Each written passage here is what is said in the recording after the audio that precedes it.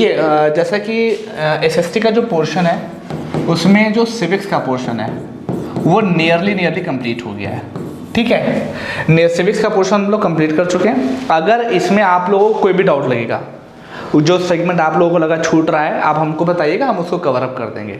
Most of the चीज़ें जहाँ से क्वेश्चन आपके बनेंगे, मैंने प्रीवियस ईयर के क्वेश्चन भी हमने आपके देख लिए, यूपी के जितने सेगमेंट थे, तो मोस्ट ऑफ द क्वेश्चन आपके कंप्लीट हो रहे थे। अब इसके अलावा पेरीफेरल में कोई भी टॉपिक हो तो विदाउट एनी हेजिटेशन बता दिएगा, मैं उसको करवा दूंगा। पंचायती राज सिस्टम एक ठीक है, इस तरह के कुछ और टॉपिक कर दीजिए, मुझे बता दीजिए, मैं करवा दूंगा उसको, ठीक है। उसके लिए टेंशन नहीं लेना है। अब दूसरा सेगमेंट जो हमारे साथ है वो है ज्योग्राफी का, ठीक है। ज्योग्राफी के सेगमेंट बच्चे में, ज्योग्राफी में भी हम लोगों ने काफ़ी चीज़ें कर ली हैं, क्लाइमेट कर लिया है और भी बहुत से सेगमेंट कर लिए हैं, रिवर सिस्टम हो गया है, लोकेशन के बारे में भी चीज़ हो गई हैं। अब आज जो टॉपिक है वो बड़ा इंपॉर्टेंट है। आज का जो मेरा टॉपिक है वो है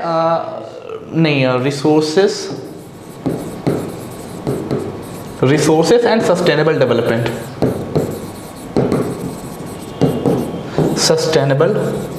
डेवलपमेंट। ठीक है।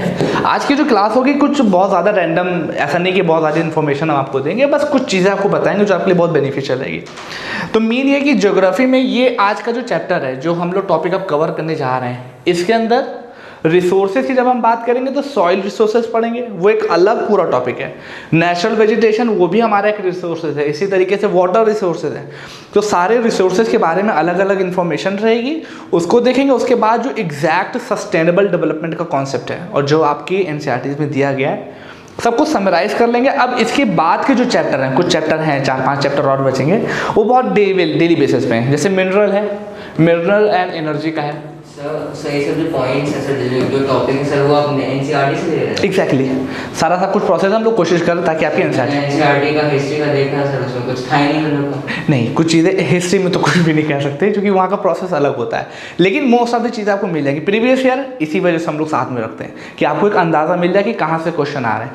कहने का मैटर ये है, आज हम लोग इस पर बात डिस्कस स्टार्ट करेंगे। इसके बाद कुछ हमारे पेरीफेरल के topic just like mineral, energy resources के बारे में, इसी तरीके से हाईवेज के बारे में एक प्रोसेस है, हाईवेज, छोटे छोटे टॉपिक हैं, एक एक दिन में ये सब चीज़ें कंप्लीट हो जाएंगी। तो मुझे लगता है कि अगर हम लोग के नियरली 5 से 7 क्लास होंगे ज्योग्राफी में, जिसमें हम लोग सारे कॉन्सेप्ट कर ले जाएंगे। उसके बाद प्रीवियस ईयर के एमसीक्यूज, ताकि आप लोगों के सारे कॉन्सेप्ट बिल्डअप हो जाए। प्रीवियस ईयर के क्वेश्चन लगाना बहुत ज़रूरी है, फिर उसके ऊपर हम लोग अपने क्वेश्चन भी बनाएंगे ताकि एकदम मजबूत, ठीक है। तो आज हमारा जो पूरा टॉपिक है ये चैप्टर ही कम से कम 1 से 2 दिन चलेगा, आराम से चल जाएगा। उसके बाद ही हम लोग आगे बढ़ेंगे, ठीक है। तो ये अप्रोच हम लोग की होने वाली है। अब इस अप्रोच में आज से जो स्टार्टिंग है उसको सबसे पहले हम लोग डिस्कस करते हैं। थोड़ा सा कॉन्सेप्चुअल चीज़ें रहेंगी, उसके बाद हम लोग आगे बात करेंगे। चलिए ये कोई बताइए, anybody know what is the exact meaning of sustainable development? Gradual development sir, क्योंकि sir development which does not harm the environment. देखिए एक चीज़ और मैं बताऊं, बहुत कांस्टेंट डेवलपमेंट मतलब कि जिस पेस से चल रहा है डेवलपमेंट उसी पेस से चलता रहे। What else? Raghavendra is saying is constant development is called as sustainable development. What else? Development which is eco-friendly, which does not harm the environment. मतलब एनवायरनमेंट फैक्टर आपने इंक्लूड किया है, eco friendly and not harm the environment. What else? What else?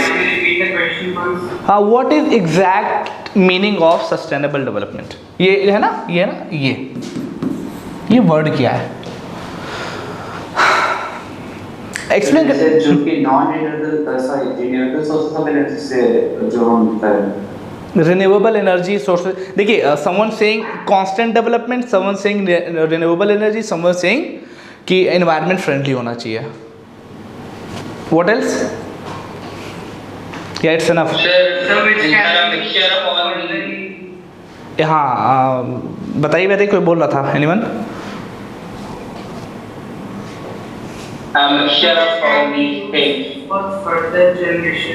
हाँ, further generation. कौन बोल रहा है, इसको रिपीट करिए। नीलेश। हाँ नीलेश कुछ कह रहे हैं, आप बताइए क्या है?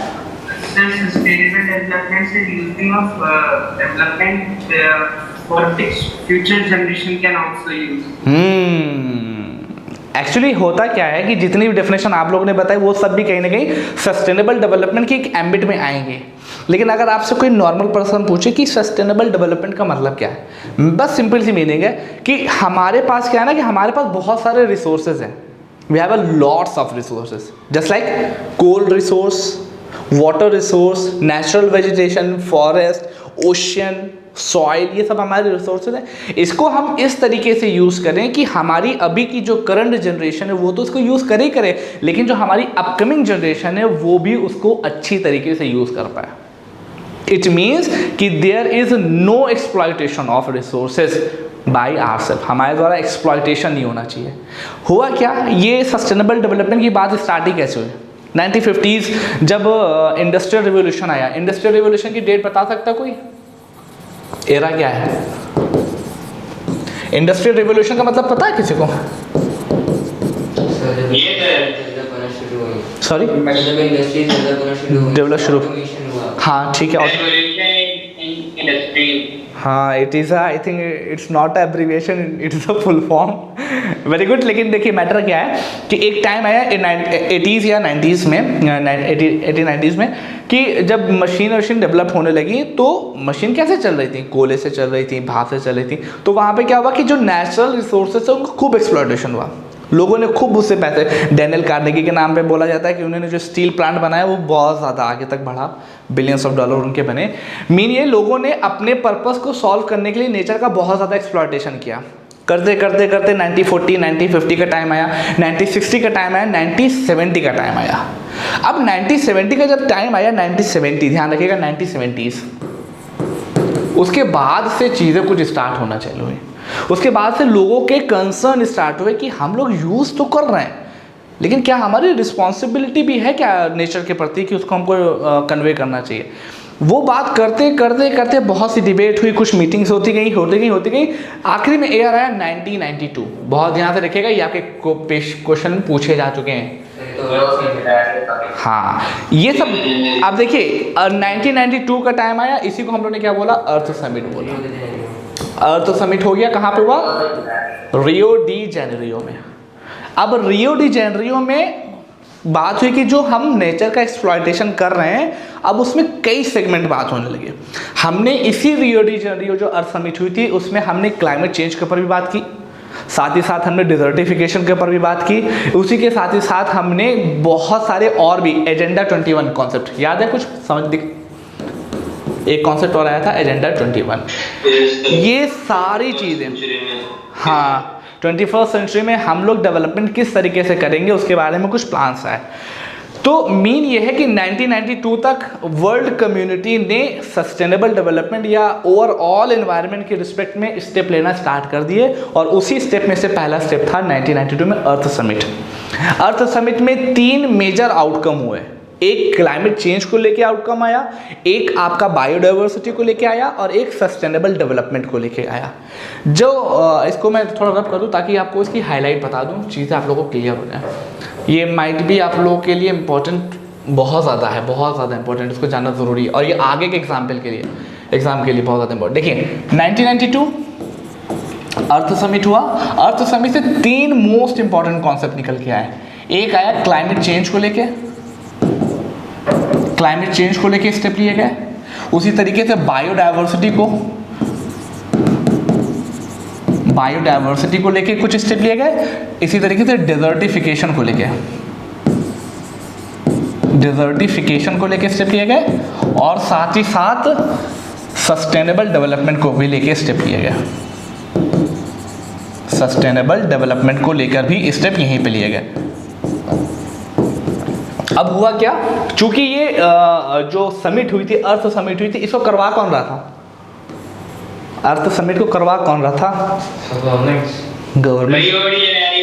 Rio de Janeiro is a place of Brazil, उसको करवा रहा था यूनाइटेड नेशन। ठीक है, यूनाइटेड नेशन करवाया था, और उसी के, हाँ, यूनाइटेड नेशन हुआ तो क्लाइमेट चेंज के लिए एक अलग कन्वेंशन बनी कि भाई क्लाइमेट चेंज को ये पर्टिकुलर कन्वेंशन काम करेगी। तो उस कन्वेंशन का नाम क्या था? Yes, United Nations development programme. हाँ, यूनाइटेड नेशन डेवलपमेंट, यस। इससे पहले भी तो क्लाइमेट चेंज के बारे में वो क्लब ऑफ रोम में बात हुई थी, ये सबसे पहले ये क्लब ऑफ रोम में बात हुई थी, लेकिन जो मेजर स्टेप लिए गए वो इसी में लिए गए, वही मैं बता रहा हूँ। चूँकि वो क्लब ऑफ रोम और फिर द फ्यूचर वी वांट, उसके बारे में भी बहुत से सेगमेंट हैं। अभी जो आपके सिलेबस के है उसमें ये आपका एजेंडा 21 इंपॉर्टेंट है, तो उसको थोड़ा सा एक्सप्लेन करने के लिए कुछ चीज़ें बता रहा हूँ। मीन ये है कि 1992 में यूनाइटेड नेशन ने पूरी कॉन्फ्रेंस करवाई जिसको अर्थ समिट बोलते हैं, और वहाँ से 4 मेजर आउटकम निकल के आए। क्लाइमेट चेंज को लेके एक नया आउटकम निकल के आया जिसको हम लोग बोलते थे UNFCCC। इसका क्या मतलब है? United nation framework convention on climate change. It means 1992 के बाद क्लाइमेट चेंज के रिस्पेक्ट में जो भी स्टेप लिए जाते हैं वो इसी कन्वेंशन के अंतर्गत लिए जाते हैं। What does F stand for? Framework, United nation framework convention on climate change. अब इसके बाद बायोडाइवर्सिटी के लिए भी सेम था, United nation convention on biological diversity. It means कि बायोडाइवर्सिटी से रिलेटेड कोई भी स्टेप होंगी वर्ल्ड कम्युनिटी लेगी तो इस कन्वेंशन के अंतर्गत लेगी। इसी तरीके से डिजर्टिफिकेशन के लिए था UNCCD, United nation convention on conservation of desertification. इसी तरीके से सस्टेनेबल डेवलपमेंट पे चीज़ क्या बात की गई? एजेंडा 21। एजेंडा 21 ये कुछ मेन आउटकम थे अर्थ समिट के, 4 में। इसके बाद बहुत से हैं, वो आपके लिए रेलेवेंट नहीं है, वो सिविल्स में काम आते हैं। कल पेपर हुआ था सिविल सर्विसेज का, उसमें चीज़ें डिस्कस की गई, सब पूछा गया है, यही सब पूछा ही जाता है, लेकिन इसको थोड़ा सा इन डेप्थ एनालिसिस से पूछा जाता है। तो क्लाइमेट चेंज को लेके दिस, बायोडाइवर्सिटी को लेके दिस, डिजर्टिफिकेशन लेके दिस, और सस्टेनेबल डेवलपमेंट को लेके एजेंडा 21।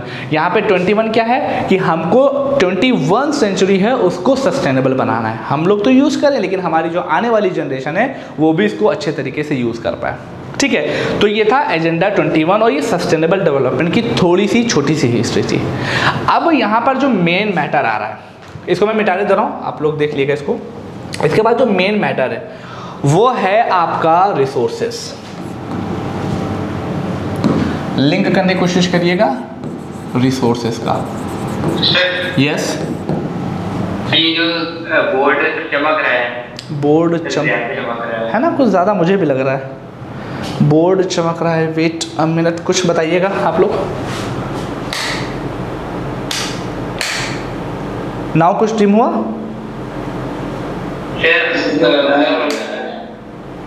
सर फोकस नहीं आया ना, सामने आएंगे तब आएगा। एक मिनट। नाउ हाँ सर ठीक। अब ठीक है, पहले से ठीक है। पहले से ठीक है ना? चलिए एक तरफ ठीक है। ठीक है, तो सस्टेनेबल डेवलपमेंट क्लियर है, कहाँ से इसका आउटकम हो वो सब चीज़ें आपने देख ली, उसको बस हल्का से ध्यान रखना है। अब जो मेजर पोर्शन है वो अब हमारा स्टार्ट होगा, रिसोर्सेज। रिसोर्सेज को हम ऐसे यूज़ करना है कि उसको सस्टेनेबल बनाना है। तो अब सबसे पहली बात आती है कि हमारे रिसोर्सेज क्या क्या हैं। क्या क्या रिसोर्सेज हैं हमारे? Forest, mineral, very good, soil, water, mineral, soil, water and etcetera. ऐसे अगर जाएंगे तो बहुत सारे एक्सेट्रा, बहुत सारे रिसोर्सेज हैं। ठीक है, ये आपके रिसोर्सेज हैं। अब इन्हीं मेजर रिसोर्सेज के बारे में क्यों? चूँकि इन्हीं पर सब चीज़ें डिपेंडेंट है। जैसे फॉरेस्ट है, अब फॉरेस्ट के बारे में आपको जब इन्फॉर्मेशन होगी कि एग्जैक्ट फॉरेस्ट क्या है, इंडिया में क्या कैनोपी है, इंडिया में ज़्यादातर कौन से फॉरेस्ट पाए जाते हैं, तभी तो आप उसके बारे में कुछ उसका रिसोर्स सस्टेनेबल यूज़ कर पाएंगे। तो फॉरेस्ट के बारे में पूरी एक इन्फॉर्मेशन, फिर उसके बाद सॉइल के बारे में एक पूरी इन्फॉर्मेशन, उसी तरीके से वाटर के बारे में इन्फॉर्मेशन, फ्रेश वाटर क्या होता है, ब्रैकिश वाटर क्या होता है, सॉल्ट वाटर क्या होता है, ये सब चीज़ें चलेंगी। तो एक एक सेगमेंट को देखेंगे, उसके बारे में पूरी इसकी इन्फॉर्मेशन लेंगे और फिर उसको ब्रैकिश वाटर। देखिए वाटर जो होते हैं वो 3 कैटेगरी में होते हैं, शायद मैंने आपको brackish मतलब hard water, मैं बता रहा हूँ। वाटर जो होते हैं 3 कैटेगरी में होते हैं, एक होता है फ्रेश वाटर, एक होता है सॉल्टी वाटर, सॉल्टी वाटर मतलब जो sea water। सी वाटर जो होता है सॉल्टी, और थर्ड वन इसके होता है ब्रैकिश। सर ये टोपोग्राफी में यूज होता है सर, बस समझ में नहीं आ रहा है। मैं बता रहा हूँ, देखिए यहाँ पे क्या होता है, पीपीएम देखा जाता है, पार्ट्स पर मिलियन, कि 1 मिलियन पर कितने पार्ट्स सॉल्ट के हैं। तो जब ये 35 या 35 से ज़्यादा हो तो इसको हम लोग क्या बोलते हैं, सॉल्टी। फ्रेश वाटर में ये 5 होता है, 5 ppm होता है। और 5 सर बट जो हम लोग पानी पीते हैं सर वो शायद सर 35 to 100 समथिंग होता है। No no no no no no no no no no no, तो फिर वो खारा हो जाएगा, बहुत हालत ख़राब हो जाएगी, पी भी मत लेना वो वाला। वो फ्रेश वाटर 5 ppm होता है, 5 ppm या उससे भी कम होता है। और जो ब्रैकिश होता है इन्हीं के बीच में होता है, 5 और 35 के बीच में, 35 ppm के बीच वाला जो TDS होता है। सर यस डेली में कौन सा वाटर कंज्यूम किया सकता है ह्यूमन बीइंग, कौन सा कंज्यूम करेंगे? फ्रेश वाटर, जिसकी और सर अगर ये एनिमल्स हैं और सर एनिमल्स से अगर क्वालिटी वाटर पी लिया सर उसका क्या होगा? डिपेंड करता है एनिमल कैसा है ना। अगर ये लाइन नहीं पी पाएगा भाई आप जैसे आप है ना, तो सबकी एनाटॉमी एकदम अलग अलग तरह की। अब ओशनिक वाटर है वो तो कहीं ना कहीं उसी को यूज़ कर रहे हैं ना, तो मैटर इज़ दैट कि वो बना किस तरीके का है। अब हम लोग हैं, हम लोग फ्रेश वाटर को ही यूज़ कर सकते हैं, जो नॉर्मल एनिमल है वो भी फ्रेश वाटर को यूज़, मीन टू से कि इस तरह के वाटर को हम लोग ब्रैकिश वाटर बोलते हैं। तो जब वाटर रिसोर्सेज पढ़ेंगे तब इसमें सब चीज़ें हम लोग देखेंगे, आगे देखेंगे, ठीक है। फिलहाल जो आज हम लोग बात करेंगे वो आज हम बात करेंगे सबसे पहले 2 चीज़ों पर कोशिश करेंगे कंप्लीट हो जाए। पहला आज आपका है सॉइल रिसोर्सेज, ठीक है। सॉइल रिसोर्सेज के बाद हम लोग बात करेंगे सबसे पहले। क्वेश्चन आ रहा है इस बारे में केस अब है, मिलेंगे, ऑब्वियसली मिलेंगे आप लोग को, ठीक है। ज़रूरी, अब जाना ज़रूरी है, ठीक है। सॉइल रिसोर्सेज, तो सॉइल रिसोर्सेज के बारे में पता करना है कि हमारी इंडिया की सॉइल रिसोर्सेज, सॉइल प्रोफाइल क्या है। तो सबसे पहला क्वेश्चन आता है कि सॉइल क्या है। हाँ क्या है सर अर्थ की सिर्फ वेदर ड्रॉप्स, एक एक करके sir weather drops, weather drops, no sir rocks, thin layer of small rocks and particles, हाँ loose mixture of small the loose material will form the thin surface layer, हाँ कुछ constitute the sir upper layer of the earth surface. Upper देखिए, upper layer, देखिए अब यहाँ पे देखिए, बहुत बहुत बेसिक सा चीज़ है। होता क्या है, एक कॉन्सेप्ट होता है पेरेंट रॉक का, एक होती है, ठीक है। पेरेंट रॉक का मतलब एक रॉक है, रॉक मतलब चट्टान, वो ड्वाइन जॉनसन नहीं रॉक है। और रॉक अपने आप में ही एक बहुत कन्फाइंड मटेरियल है, मतलब बहुत उसके जो बॉन्ड है वो बहुत हैं। तो वो जो रॉक में कुछ प्रोसेस होता है, एक प्रोसेस होता है वेदरिंग और एक प्रोसेस होता है इरोजन। इसमें डिफरेंस पता है आप लोगों को? सर वेदरिंग मतलब सर पूरी तरह टूटना, ये सर मालूम है। सर इरोजन मतलब सर अपर सरफेस सर धीरे धीरे उसका सर वो इरोड होना, ठीक है। और वेदरिंग मतलब? सर वेदरिंग मतलब सर टोटली उसका अस्तित्व खत्म हो जाता है सर, वो डिमोलिश हो जाती है। हाँ, एक पेज दिए, छोटा सा पेज दिए जो इधर आपको। देखिए यहाँ पे जाना ज़रूरी है, चूँकि सॉइल पढ़ने जा रहे हैं, तो एक चीज़ छोटा सा पेज दीजिएगा बस। हाँ चले, कोई बस फाड़ना ही, उसके बाद बहुत है। सपोज दैट, देखिए suppose that this is your rock, मान लीजिए है नहीं रॉक ये, ठीक है। वेदरिंग और हाँ मैं समझ लो मेरे भाई this is your rock. Suppose that weathering और इरोजन को समझना है। हमने यूँ फाड़ा,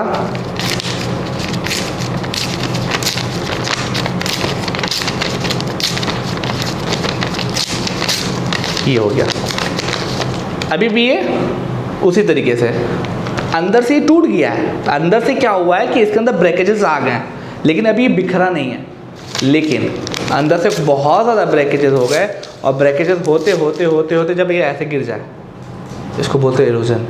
वेदरिंग का प्रोसेस क्या होता है, कुछ चीज़ें होती हैं जिसकी वजह से अंदर ही अंदर जो कन्फाइंड मटेरियल होता है वो अंदर ही अंदर ब्रेक हो रहा होता है, कुछ छोटे छोटे अंदर ही अंदर, लेकिन वो बाहर दिखाई नहीं देता, आपको दिखाई नहीं देगा, लेकिन अंदर वेदरिंग प्रोसेस चल रही होती है। और लेकिन वो जब प्रोसेस कुछ ज़्यादा ही हो जाता है तो फिर लेयर उसकी टूटने लगती है ऊपर से, और फिर जब लेयर टूटने लगती है तो जो लेयर टूट चुकी होती है वो ऊपर भर के बह जाती है, वो इरोड करती है, वो इरोजन करती है, ठीक है। ये होता है। यस सर ये कह सकते हैं कि जो वेदरिंग वो प्रेजेंट है और इरोजन है वो फ्यूचर है। ऐसा नहीं, लेकिन ये मैं बोलूँगा weathering is a gradual process जो कि आपको दिखाई नहीं देगा, and erosion is a rapid process जो कि आपको दिखाई देगा। मतलब इरोजन में सर रॉक डिमोलिश हो जाती है, रॉक डिमोलिश होकर अलग हो जाती है। वेदरिंग क्या हो रही है, अंदर ही अंदर टूट रही है वो, और जब वो पूरी तरीके से टूट जाती है उसके बाद इरोजन हो जाता है, ठीक है। तो होता क्या, जो रॉक्स होती हैं, रॉक्स की वेदरिंग हुआ करती है। अब वेदरिंग होती क्यों है, अलग-अलग फैक्टर्स की वजह से एटमॉस्फेरिक फैक्टर, एटमॉस्फेरिक और भी कई फैक्टर जैसे जैसे बायो वो भी जैसे अब देखिए नॉर्मल सा टेम्परेचर है, दिन में एक पर्टिकुलर किसी रॉक पे टेम्परेचर हुआ बहुत हाई, बहुत तेज सन पड़ रहा था, एकदम से रात में वही टेम्परेचर कम हो गया, तो टेम्परेचर की एनोमली हुई, तो टेम्परेचर ज़्यादा फिर कम, तो फिर वो जो टेम्परेचर की वजह से गरम ठंडा बॉन्ड ब्रेक होने लगते हैं। इसी तरीके से केमिकल भी प्रोसेस होते हैं और भी कई सेगमेंट होते हैं। तो ये जो वेदरिंग होती है वो कई नेचुरल फिनोमिना की वजह से होती है। जब वो वेदरिंग हो गई, वो जो आपकी रॉक थी वो छोटे छोटे से पार्टिकल में ब्रेक हो गई। अब जब ब्रेक हो गई, क्या वो सॉइल बन गई? नो। अब उसको सॉइल बनने के लिए भी उसके अंतर्गत कुछ चीज़ें चाहिए, जैसे आपके कुछ ऑर्गेनिक मटेरियल वहीं पे आ गए, जैसे कोई डेड ऑर्गेनिज्म है, ह्यूमस जो उसके अंदर, ठीक है, वो उसके अंदर मिल गए, और जब दोनों का आपस में मिक्सचर हो गया एक एडिक्वेट अमाउंट ऑफ मॉइस्चर के साथ, देन वो कॉल क्या कहलाएगी? सॉइल। और सॉइल की प्रॉपर्टी ये होती है कि सॉइल वो चीज़ होती है most upper layer of your crust, most upper layer of your crust, जो किसी प्लांट की ग्रोथ के लिए रिस्पॉन्सिबल होती है। It is called as soil. ठीक है, तो इस सॉइल का ये प्रोसेस होता है, बनने का प्रोसेस हम लोग देखेंगे। अब उसके बारे में कुछ चीज़ हम लोग देख लेते हैं। यस, तो सॉइल को बनने में कितने ईयर्स लगते हैं? वो बहुत है, आप डिफाइन नहीं कर सकते, हर सॉइल का अलग अलग है, बहुत है। अगर कोई कहा जाए 50 ईयर 60 ईयर, नहीं, ऐसा कुछ ऐसा कोई फिक्स क्राइटेरिया नहीं है। It will take long period of time. हाँ, और सर अगर हम लोग कोई चट्टान है तो चट्टान अगर लैब में उठा लाएंगे और सर उसके खूब ढेर सारा टेम्परेचर देते हैं, इंटेंस टेम्परेचर, पहले ज़्यादा ठीक कर दें, फिर ज़्यादा से कूल कर दें, एकदम सर 1000-2000 डिग्री पहले पहुंच जाते हैं प्लस में, फिर माइनस में 1000-2000 डिग्री पहुंच जाते हैं, सर वो आराम से टूट जाएगा। सर उसके बाद अरे तो इतने सुनो तो नहीं, तो सुनो, पहली बात तो 1000 डिग्री सेंटीग्रेड पहुंचाओ कैसे? दूसरी चीज, इतनी मेहनत मत करो, एक हथौड़ी लिया उसको फोड़ दो, वो ज़्यादा आसान रहेगा, जल्दी से रॉक सॉइल बन जाएगी। पॉइंट इज दैट कि वो नेचुरल फिनोमिना पे है, उसके ही होने दें। This is your definition of your soil. अब वो जो फैक्टर जो सॉइल के फॉर्मेशन में इंपॉर्टेंट होते हैं, this is your temperature, this is your running water and this is your wind, और जो मेन कॉन्स्टिट्यूएंट होते हैं सॉइल के, वो सब चीज़ें। अब इसके बाद एक नया कॉन्सेप्ट आता है, सॉइल आपकी बन गई। अब कॉन्सेप्ट आता है, क्या हर सॉइल में आपके पेड़ उग सकते हैं, प्लांट की ग्रोथ हो सकती है? नो, इट टोटली डिपेंड कि उस सॉइल की फर्टिलिटी क्या है। सॉइल की फर्टिलिटी क्या है? अब सॉइल की फर्टिलिटी क्या है, मतलब कि उसकी कैपेसिटी किसी भी प्लांट को ग्रोथ देने के लिए, अगर वो कैपेस है तो फिर वो सॉइल फर्टाइल कहलाएगी। तो वो कौन सी चीज़ होगी?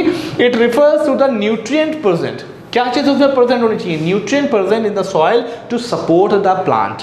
Hence, the important feature of soil fertility is that it contains the adequate amount of moisture, उसके अंदर होना चाहिए, rich in NPK and potassium, उनके अंदर rich amount में होना चाहिए। साथ ही साथ it contains some organic material, humus, organic material humus होते हैं plant and एनिमल्स के वो होती है, and has sufficient depth to enable the plant root to grow. It means कि ये सिर्फ एक छोटी सी पतली लेयर पे नहीं होनी चाहिए, ये कुछ गहराई तक भी होनी चाहिए। सर जनरली सर जो प्लांट रूट की सर जो गहराई होती है वो कितने हैं? वो डिपेंड करता है, अलग अलग कैक्टस की बहुत हो जाती है। वो अब क्या डिपेंड करता है, जैसे डेजर्ट है तो डेजर्ट में वाटर ऊपर नहीं अवेलेबल होता, तो बहुत डेप्थ में होता है, तो उसकी नीचे पड़ती है, वो एडेप्टेशन प्रोसेस होता है। उसके बारे में कभी सर जैसे अशोक पेड़ हो गया, इन सब अलग अलग सबकी वैरी करती है कि रिचार्ज अलग अलग होती है। ठीक है, अब क्या हुआ, सॉइल बन गई, सॉइल की फर्टिलिटी हमने जान ली।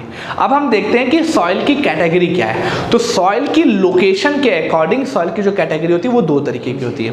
ठीक है, NC2 और XC2। NC2 वालों को हम लोग क्या बोलते हैं? रेसिडुअल और द सेडिमेंट्री, और ट्रांसपोर्टेड वालों को क्या बोलते हैं? XC2। NC2 और XC2 का मतलब समझते हैं आप लोग? है ना, NC2 और XC2 मतलब कि जो चीज़ जहाँ पर थी वहीं पे हो रही हो। जैसे XC2 मतलब सर जो वहाँ बनी और ट्रांसपोर्ट हो गया। एक कॉन्सेप्ट होता है, अभी आप लोग को जब हम पढ़ाएंगे उसमें बायोडाइवर्सिटी में एक कॉन्सेप्ट होता है, IUCN एक ऑर्गेनाइजेशन है, शायद आप लोगों ने शायद सुना हो, वो एक रेड डेटा बुक लेके आती है। किसी ने शायद पढ़ा हो, I hope. Red data book लेके आती है। रेड डेटा बुक क्या है? इसमें 9 कैटेगरी डिफाइन है, 9 कैटेगरी डिफाइन है, जिसमें वर्ल्ड के मोस्ट ऑफ द जानवर प्लांट को आइडेंटिफाई किया गया कि उनका स्टेटस क्या है, जो लोग बहुत कम अमाउंट में बचे हैं, जो एनिमल्स, उनको हमने इंडेंजर्ड या क्रिटिकली इंडेंजर्ड कैटेगरी में रखा है। जो थोड़े बहुत हैं उनको वल्नरेबल, एक्सटिंक्ट, अलग अलग 9 कैटेगरी डिफाइन है। ठीक है, तो ये जो इंडेंजर्ड होते हैं इनको क्या होता है, जैसे अब कैटेगरी हमने डिफाइन कर दी, एक पर्टिकुलर एनिमल है जो इंडेंजर्ड या क्रिटिकली इंडेंजर्ड की कैटेगरी में आ रहा है, तो उसको हमको जब प्रिजर्वेशन सा करना होता है ना, तब हम वहाँ पर 2 तरह के कॉन्सेप्ट लगाते हैं, in situ preservation conservation and the ex situ conservation. In situ को मतलब जो उनका हैबिटेट है हम उसी का वहीं पे सेंचुरी बना देना, नेशनल पार्क बना देना, वाइल्ड लाइफ सेंचुरी बना देना।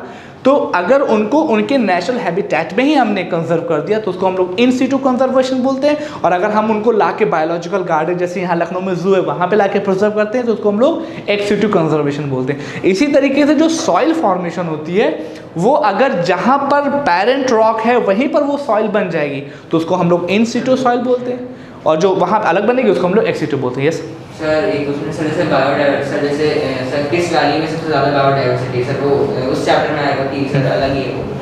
किसमें सर किस वैली में सबसे ज़्यादा बायोडाइवर्सिटी है सर, इस टाइप के क्वेश्चन सर बायोडाइवर्सिटी पे बायोडाइवर्सिटी उसमें हम लोग देखेंगे। अब हम लोग जब बायोडाइवर्सिटी देखेंगे तब नेशनल पार्क की कैटेगरी देखेंगे, वाइल्ड लाइफ सेंचुरी कैटेगरी। तो इसमें जो कुछ फैक्ट हैं कि सबसे बड़ा बायोस्फीयर रिजर्व कौन सा है, सबसे छोटा कौन सा है, इंडिया में कितने हैं नेशनल पार्क, क्या सब कुछ उसी में आएगा। अभी फिलहाल हम लोग सॉइल का देखते हैं। हाँ, फर्टिलिटी को सर रेट करने के लिए सर वो रिलेटिव होती है या सर कोई यूनिट होता है उसका? देखिए डिपेंड करता है, फर्टिलिटी में एनपीके का रेशियो जनरली देखा जाता है। अभी आपको पता होगा सॉइल हेल्थ कार्ड एक स्कीम चली है, थोड़ा यूपीएससी में आइए तो बड़ा मजा आएगा। एक होता है सॉइल हेल्थ कार्ड, एक गवर्नमेंट ऑफ इंडिया की स्कीम है, it is too amazing scheme. 3 साल के लिए सॉइल आपकी ली जाएगी, उसकी टेस्टिंग होगी और 3 साल के लिए उसका कार्ड बन जाएगा, मतलब 3 साल तक वो वैलिड रहेगा। अब उसमें क्या पता चल जाएगा, उसमें आपको माइक्रो एंड मैक्रो न्यूट्रिएंट बता दिए जाएंगे कि आपकी सॉइल में इतने मैक्रो न्यूट्रिएंट हैं, इतने माइक्रो न्यूट्रिएंट हैं।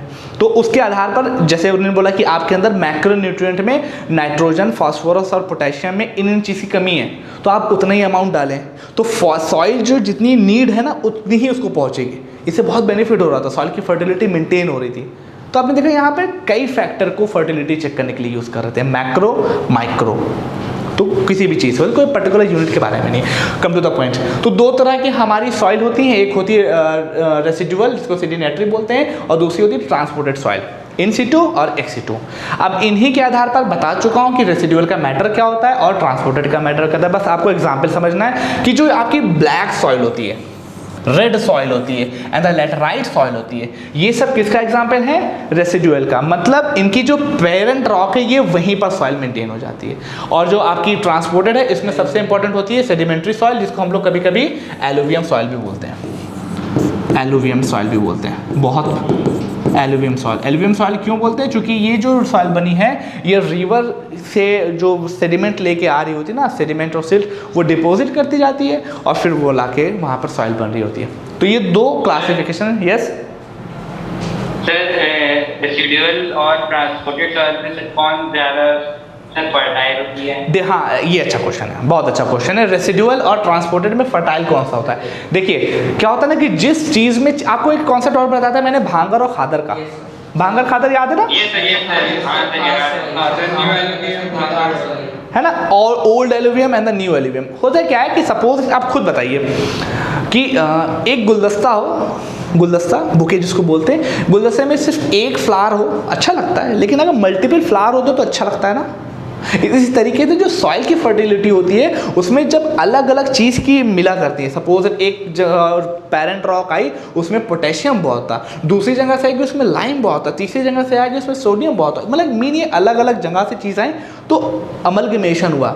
ये चीज़ कहाँ पे हो पाएंगी, रिवर्स के साथ, ट्रांसपोर्टेड वाले में। तो ट्रांसपोर्टेड वाली कहीं ना कहीं ज़्यादा फर्टाइल होती है। इसी वजह से एलुवियल सॉइल जो होती है वहाँ पर इंटेंस एग्रीकल्चर की जाती है। और एलुवियल सॉइल कहाँ पे पाई जाती है आपको पता है, ब्रह्मा नॉर्थन प्लेन जो हमारा है, गंगा इंडस रिवर वाला, उसमें वहाँ पे ज़्यादा चीज़ मिलती है। क्लियर, आगे बढ़ते हैं। ठीक है, आगे बढ़ते हैं नेक्स्ट। ठीक है, अब एक एक करके सॉइल देखते जाएंगे, प्रोसेस है, कोई ज़्यादा हैक्टिक नहीं है, फैक्ट आपको ध्यान में ही रखने हैं। एलुवियल सॉइल बता एकदम याद होगा, इसमें तो मुझे बताने की ज़रूरत नहीं है। कुछ चीज़ें होंगी जो आप लोग को शायद आप ध्यान में रखें, बाकी सब चीज़ें एकदम क्लियर है। कैसे बनती है, फॉर्मेशन क्या है, by deposition of silt and sediment, सबको पता है। क्रॉप कौन कौन सी है, ये फैक्ट है, इसको ध्यान रखिएगा। वीट, राइस, शुगर केन और ऑयल सीड।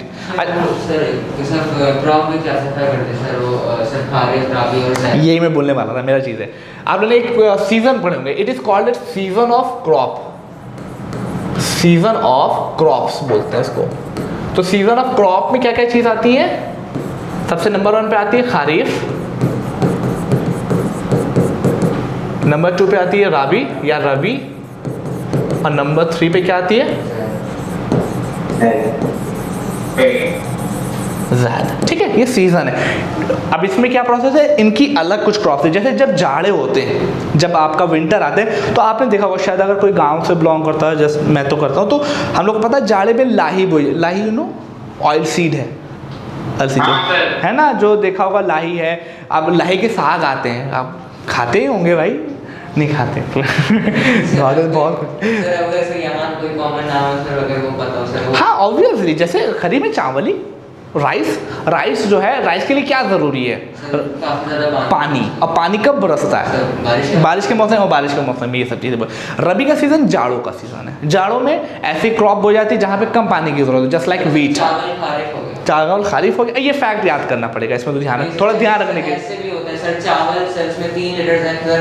हाँ, वो आप निमोनिक्स बना सकते हैं किसी भी तरीके से। जैसे अब रबी जाड़ों की फसल है, तो जाड़े में क्या चीज़ हो गई, जैसे गेहूँ है। अब जो लोग शायद, अगर किसी ने गांव देहात में देखा हो जहाँ पे खेती थी वो, तो जो गेहूं का प्रोसेस है वो जाड़ों में बहुत अच्छे तरीके से होता है। उसी तरीके ज़ैद का फसल जो जाड़े और गर्मी के बीच का सीज़न होता है, जैसे ककड़ी और खीरा वगैरह जो होता है ना, वो ज़ैद के फसल में आता है। ये बहुत शॉर्ट पीरियड ऑफ टाइम के लिए होता है। ये ज़ैद जाड़े और गर्मी के बीच का प्रोसेस। जब आपने कभी देखा होगा, जब बहुत इंटेंस आपकी गर्मी आने वाली होती है, बहुत इंटेंस शुरुआती तौर पे, जाड़े ख़त्म होने के बाद जब इंटेंस गर्मी स्टार्ट होती है, तो खीरा, ककड़ी, कुकम्बर, ये सब चीज़ें जो आ रही होती हैं, ये आपके ज़ैद की फसल है। फ्रूट्स और इस तरह की चीज़ें ही जनरली मिलती हैं। ठीक है, तो ये अलग है, इसका मैं आपको कभी होगा। गर्मी में बहुत सारी चीज़ें हो सकती है। अब अलग अलग, सबसे पहले हाँ वो अरे मैं निमोनिक्स आप लोगों को बता के दे दूंगा, उसमें वो याद कर लिएगा, सारे फसल उसमें हो जाएंगी। एक क्रॉप से बहुत है। अब आम आपसे पूछ ले कब होता है, तो आम भी कहीं ना कहीं गर्मी में हो रहा है, तो मैटर ये है। ठीक है, फिलहाल इस पर देखते हैं क्रॉप्स। हमको ये ध्यान रखनी है कि एलुवियल सॉइल में कौन कौन सी क्रॉप हो जाती है, wheat, rice, sugar cane, oil seed.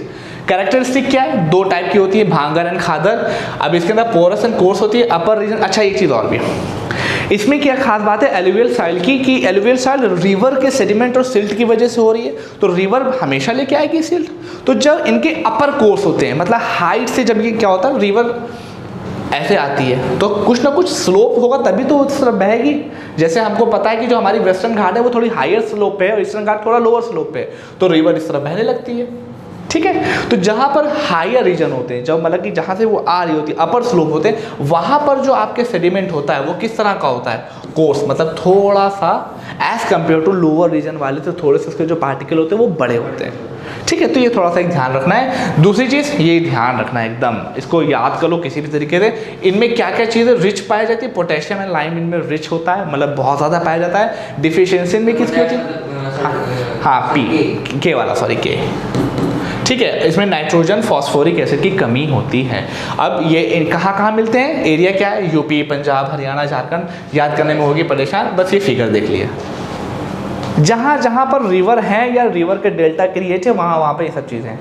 ये फिगर देखिए, ये फिगर से ही आइडेंटिफाई हो सकती है। लूनी का भी प्रोसेस हो सकता है। और राजस्थान में एग्जैक्ट जैसे लूनी का, कहीं पर भी रिवर का प्रोसेस होगा। राजस्थान पूरा वाला इस तरीके से नहीं है, राजस्थान के भी सेगमेंट, हाँ मेजर पोर्शन उसका डेजर्ट वे में है, लेकिन पूरा पोर्शन नहीं है।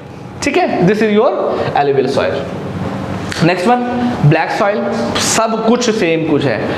क्या क्या होती है, अब देखिए ब्लैक सॉइल को हम लोग रेगुर भी बोलते हैं, ये कुछ एक लोकल लैंग्वेज है। इनको ब्लैक कॉटन सॉइल भी बोला जाता है, कभी कभी इसको कॉटन सॉइल या कभी कभी ब्लैक कॉटन सॉइल भी बोलते हैं। इसमें कौन कौन सी इंपॉर्टेंट फसल है, कॉटन सबसे इंपॉर्टेंट है। इसी वजह से जो महाराष्ट्र वाला जो रीजन है वहाँ पर कॉटन बहुत बोई जाती है।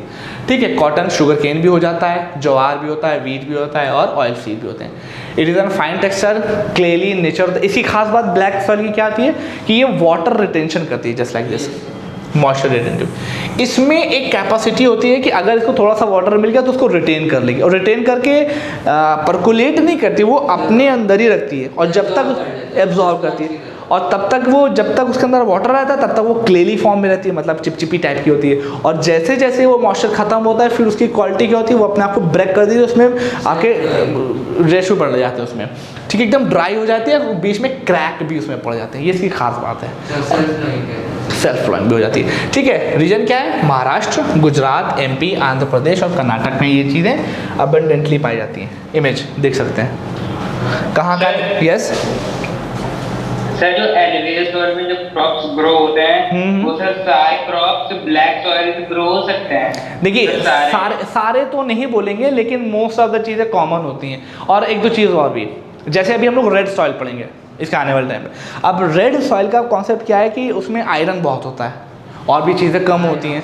इसी तरीके से लेटराइट सॉइल पढ़ते हैं। लेटराइट सॉइल का कॉन्सेप्ट क्या है कि हाँ एसिडिक क्यों होती है, उसके पीछे भी रीज़न है। उसके सारे जो बेसेस होते हैं सर वो पानी में पर्टिकुलर लीचिंग का प्रोसेस होता है। अब लीचिंग भी क्यों होती है सर, क्योंकि सर उसमें वो मॉइस्चर रिटेन नहीं करता है। मॉइस्चर रिटेन करता, साथ ही साथ ये जो लेटराइट सॉइल है वो वहीं पे पाई जाएगी कि जहाँ पर ज़्यादा पानी बरसे और ज़्यादा टेम्परेचर भी हो, ये कंडीशन है। तो जब पानी बरसता है तो वेटी रीजन, और जब टेम्परेचर ज़्यादा होता है तो ड्राई स्पेल होती है। तो ये ड्राई स्पेल, वेटी स्पेल, इसकी वजह से लेटरेटिक सॉइल बनती है। और जब आपका वेटी रीजन होता है तो वहाँ पर एक प्रोसेस होता है लीचिंग का, अभी हम लोग आगे पढ़ेंगे। तो मेन ये है कि अब उसमें ज़्यादा फर्टिलिटी नहीं होती आपकी जो रेड सॉइल हो गई, लेटराइट सॉइल में, लेकिन फर्टिलाइजर के ज़रिए से हम लोग उसकी फर्टिलिटी इंक्रीज कर देते हैं। कॉफ़ी कैश क्रॉप्स उसके अंदर उगाई जाती हैं। तो मीन टू से कि ब्लैक सॉइल में एलुवियल सॉइल की चीज़ें उगाई जा सकती हैं, बट हमको उसके लिए ज़्यादा एफर्ट डालने पड़ेंगे। लेकिन कंपैरिजन करें तो कौन सी ज़्यादा फर्टाइल होती है, वो होती है एलुवियल सॉइल। उसके पीछे भी रीज़न है, वो हम लोग बात कर चुके हैं। ठीक है, ब्लैक सॉइल की कंडीशन देख सकते हैं आप लोग कहाँ पे। Next red soil, sir black soil का सर, जैसे ब्लैक सॉइल सर लावा सर जैसे, लेकिन वहाँ पे लावा कहाँ से आ गया सर इस रीजन में? अब आपको यहाँ पे देखिए, ये जो रीजन है ये कौन सा रीजन है आपको पता होगा। हमने जब इसका क्लासिफिकेशन किया था तो ये सेंट्रल हाईलैंड था और नीचे वाला डेक्कन प्लेटू था। और डेक्कन प्लेटू कब का है, गोंडवाना लैंड का। पैंजिया याद है कुछ, वो तब का है। और उस बीच में क्या क्या हुआ हम लोग को भी नहीं पता। तो इस वजह से जो यहाँ की, और एक चीज़ और भी है कि जो सदर्न हेमिस्फीयर की, जो आपकी साउथ इंडिया की जो रिवर्स हैं, वो अपने साथ ज़्यादा सेडिमेंट क्यों नहीं लाती। सर वहाँ पे स्लो बर्स्ट की सर वो बिना सर डेल्टा फॉर्म के एस्टिवरीज बना। तो अगर ईस्टर्न फ्लो वाली रिवर है वो भी तो साउथ इंडिया की हैं। डेक्कन प्लेटो पे दो तरह की रिवर है, एक है वेस्ट फ्लो, एक है ईस्ट फ्लो। ईस्ट फ्लो वाली ही ज़्यादा अपने साथ सेडिमेंट क्यों नहीं लाती हैं as compare to Himalayas. Reason sir वही सर उतने न्यूट्रिएंट्स हैं ही नहीं, just because of hard rocks हैं। गोंडवाना लैंड की वजह से वो जो आपका सदर्न इंडिया वाला प्रोसेस है वो बहुत हार्ड है, उसको इरोजन और वेदरिंग वाला प्रोसेस पे काम ही नहीं करता। हिमालयाज वाला न्यू फोल्डेड माउंटेन है तो उसको आराम से वो इरोड कर देती है। ठीक है, तो ये प्रोसेस है, ये सब चीज़ें इंफॉर्मेशन चलती रहती है। तो this is your black soil. Next आता है कौन सा, रेड सॉइल। अब रेड सॉइल के बारे में सबसे yes black soil is black in colour. हाँ, ब्लैकिश कलर हो जाता है, इसी वजह से उसको ब्लैक सॉइल बोलते हैं। जैसे रेड है, रेड वाले को रेड सॉइल भी बोलते हैं। और कभी कभी उसका कलर येलो हो जाता है, जब वाटर उसके अंदर ज़्यादा मिल जाता है, पानी मिल जाता है तो वो येलोइश कलर होता है। रेड सॉइल के बारे में क्या खास बात है, एक फीचर्स इसका सिर्फ देखिए, colour in because of iron oxide की वजह से इसका कलर रेड होता है। और जब इसमें वाटर मिल जाता है तो येलो कलर की हो जाती है। इसमें क्या क्या रिच है ये आपको देखना है भाई, इसको तो याद रखना है। और अब इसमें देखिए, ये वाटर को रिटेन नहीं करती, अब एक जो फैक्ट आप भी शायद आरोप पूछ रहे थे, उसमें लिखा था कि क्या सर ब्लैक सॉइल में हम एलुवियल सॉइल की क्रॉस को बो सकते हैं।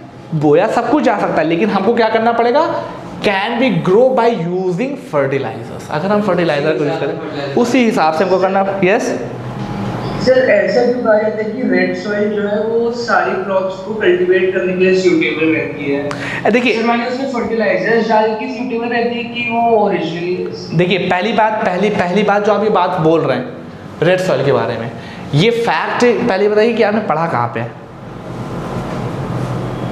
सर एक बुक में लिखा हुआ था, सर ज्योग्राफी बुक में लिखा हुआ है। यही लिखा हुआ है कि सॉइल, रेड सॉइल होती है वो हर चीज़ को करने के लिए कैपेबल है। ठीक है, इसके पीछे कोई ऐसा कोई खास रीज़न नहीं है कि उसके पीछे रहे। हाँ, फर्टिलाइजर करके हम उसमें ज़्यादा चेंजेस कर सकते हैं एज कम्पेयर टू लैटरेटिक सॉइल। चूंकि जो रेड सॉइल की आप कंडीशन देखिए, रेड सॉइल की लोकेशन देखिए कहाँ पे है, देख रहे हैं, ऑरेंज वाला जो पोर्शन दिख रहा है, ब्लैक सॉइल को पूरा कवर किया, पूरा चारों तरफ से कवर किए हुए, और यहाँ नॉर्थ ईस्टर्न रीजन में भी है।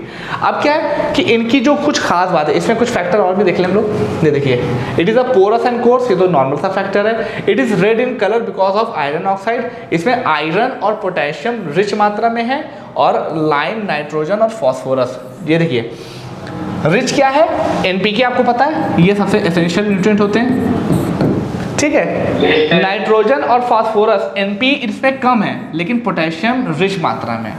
थोड़ा सा हम अगर एनपी इसमें इंक्लूड कर देंगे तो उसकी फर्टिलिटी कहीं ना कहीं इंक्रीज हो जाएगी। तो कोई ऐसा खास रीज़न उसके पीछे नहीं है, बस ये है कि आप इसको यूज़ कर सकते हैं। और दूसरी चीज़ इसमें ये है कि रेड सॉइल मॉइस्चर रिटेन नहीं करती है, जैसे ब्लैक सॉइल मॉइस्चर रिटेन करी थी, ये नहीं करती। यस सर, जैसे उन्होंने ब्लैक सॉइल सर, उसमें कॉटन सर बहुत अच्छे से सर उगता है, लेकिन सर अगर इसमें बात करें रेड सॉइल में, सर इसमें भी कॉटन उग जाता है, उसमें मॉइस्चर सर ज्यादा रहता है, तो सर उसमें भी उगता है, इसमें भी। सर अंतर ही क्या है सर? अब यहाँ पे फैक्टर, अब यहाँ पे टोपोग्राफी और लोकेशन का अंतर है। देखिए इस इमेज को देखिए, जो आपकी ये वाला पोर्शन देखिए, ये क्या है, ब्लैक सॉइल का, ये दिख रहा है ना, ये वाला जो पोर्शन है ये ब्लैक सॉइल का है। अब इसकी लोकेशन देखिए, यहाँ पे ये कौन सा पोर्शन पड़ रहा है, उड़ीसा झारखंड वाला, ये मध्य प्रदेश वाला पड़ता है। हाइट भी, एल्टीट्यूड का डिफरेंस है। अब खाली जैसे कॉटन की फसल हमको उगानी, तो कॉटन की फसल के लिए सिर्फ हमें सॉइल की ज़रूरत नहीं है, हमें और भी कई चीज़ों की ज़रूरत है। सनलाइट की ज़रूरत है। अब सनलाइट हो सकता है कि जो महाराष्ट्र वाला रीजन है वहाँ पर कुछ अबंडेंटली पाई जाती हो, मध्य प्रदेश वाले रीजन में इस तरीके से ना पाई जाती हो। तो वो सिर्फ एक फैक्टर भी रिस्पॉन्सिबल नहीं होता, कई फैक्टर्स के लिए रिस्पॉन्सिबल होते हैं। सॉरी, फॉरेस्ट सॉइल वो हम आपको बताएंगे बाद में चीज़ें। वो माउंटेन फॉरेस्ट होता है, वो लीचिंग प्रोसेस ज़्यादा उसमें होता है, ठीक है। लास्ट वन कौन सी आती है, लेटराइट सॉइल, आपके सिलेबस में वो है, वो तो अभी एरिड सॉइल भी है अलग, है ना, ठीक है। अब लेटराइट सॉइल क्या है, लेटराइट सॉइल देखिए ये बहुत अच्छी चीज़ लिखी हुई है कि ये जो बनती है लीचिंग प्रोसेस से बनती है under the typical monsoonal condition with high temperature. ये फैक्ट हैं, ये ध्यान रखें। सर रेड सॉइल से कैसे बनती है? वो अगेन रॉकी वेदरिंग से ही प्रोसेस है, weathering process. Sir high temperature और रेनफॉल दोनों प्रेजेंट होना जरूरी है। यही कंडीशन है, इसी वजह देखिए क्या होता है इसमें बनती क्या है कि अगर एक कोई पर्टिकुलर एक रीजन है कि जहाँ पर बहुत ज़्यादा टेम्परेचर भी होता हो और बहुत ज़्यादा रेनफॉल भी होती हो, ये दो मेजर रीज़न है। अब ऐसे रीजन कहाँ पे हो सकते हैं, कहीं पे भी, जहाँ पर भी ये चीज़ होगी वहाँ पर। जनरली जो वेस्टर्न घाट की पीक होती ना, वेस्टर्न घाट की जो इस हाइट पे जो पोर्शन होती है, इसी तरीके से ईस्टर्न घाट की हाइट पे जो पोर्शन है, असम वाला जो रीजन है जो हिली रीजन है, जहाँ पर हाइट होगी, मीन ये है कि जहाँ पर हाई टेम्परेचर बहुत ज़्यादा high temperature plus high rainfall होगी, जहाँ पर वहाँ पर ये सर पर अगर एल्टीट्यूड हाई होगा तो हाई टेम्परेचर कैसे होगा? नहीं, एल्टीट्यूड का मैटर, एल्टीट्यूड हाई किसको बोल रहे हैं, 4000 को भी एल्टीट्यूड हाई बोला जाता है और 1000 को कम भी बोल सकते हैं। मीन इज दैट केरला में गर्मी होती है ना, तो वो एल्टीट्यूड वहाँ पे भी हाई, मीन है कि बहुत ज़्यादा एल्टीट्यूड हाई ना हो, कुछ पीक्स पे है। ध्यान से देखिएगा, ऐसे रीजन जहाँ पर हाई टेम्परेचर और हाई रेनफॉल होती होगी वहाँ पर लेटराइट सॉइल बनती है, ये पहला फैक्ट है। अब बनती कैसे, जब हाई टेम्परेचर हो गया, उसके बाद जब हाई रेनफॉल हो रही है, तो रेनफॉल जब ज़्यादा हुई तो रेनफॉल की वजह से पानी वहाँ पर इकट्ठा हुआ, पानी इकट्ठा होने के बाद वो करता क्या है, वो पानी नीचे परकोलेट करता, सीप करता जाता है। तो जब पानी नीचे सीप करता जाता है तो जो एसेंशियल न्यूट्रिएंट होते हैं जो सॉइल के, वो नीचे परकोलेट कर गए, ऊपर क्या बचा, सिर्फ सॉल्ट उसके साथ क्लियर नहीं कर, सॉल्ट ऊपर बचा। इसी वजह से जो सॉइल होती है वो किस तरीके की हो जाती है, एसिडिक, बहुत ज़्यादा एसिडिक हो जाती है। अगर ये प्रोसेस नहीं होगा तो लेटराइट सॉइल नहीं बनेगी, लीचिंग का प्रोसेस तभी होता है।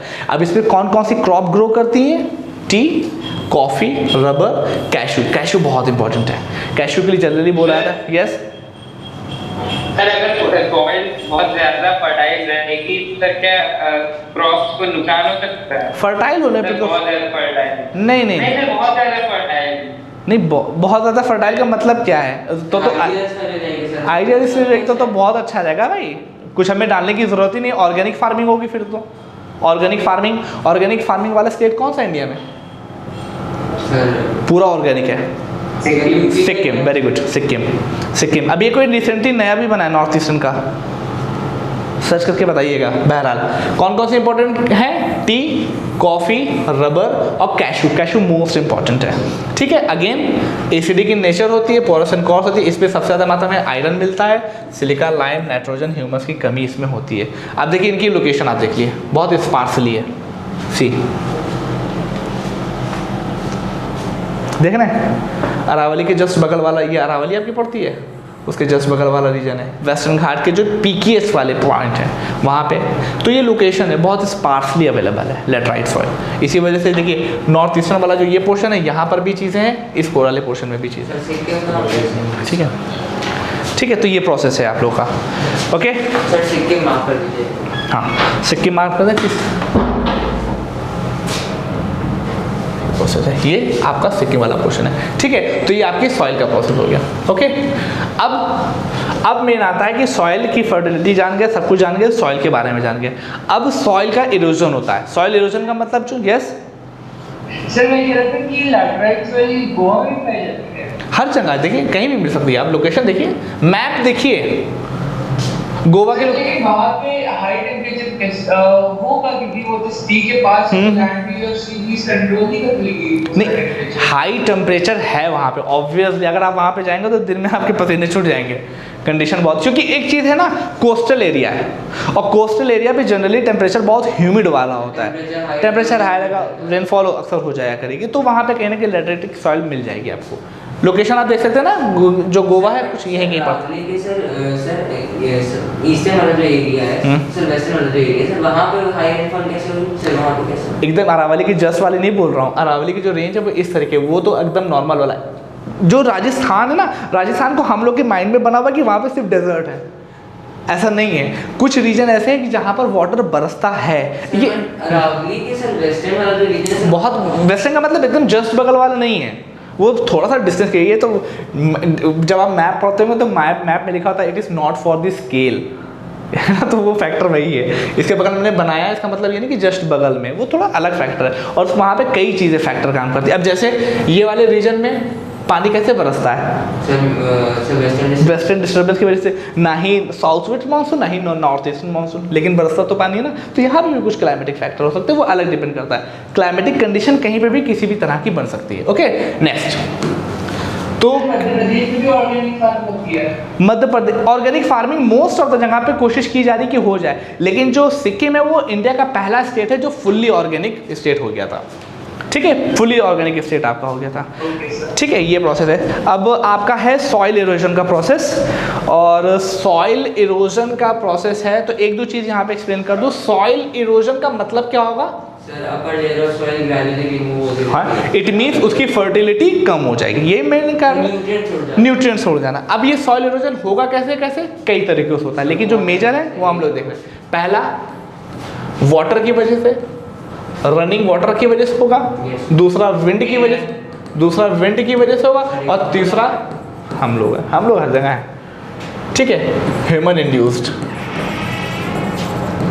ठीक है, ह्यूमन इंड्यूस्ड होगा। अब ह्यूमन इंड्यूस्ड है, ह्यूमन इंड्यूस्ड के कई कॉजेज हैं, अब उसको पूरा देखना है, उसके बाद उसके सोल्यूशन के बारे में, उसके बाद फिर नेचुरल वेजिटेशन का प्रोसेस है, ठीक है। आई थिंक सर आ गए हैं और आई थिंक इसी एप्लीकेशन पे ही कंटिन्यू होगी, ठीक है। तो आप लोग इसी पे आप लोग अपनी क्लास नेक्स्ट कंटिन्यू करिएगा। Okay, thank you class. बाकी की चीज़ें नेक्स्ट लेक्चर में। क्या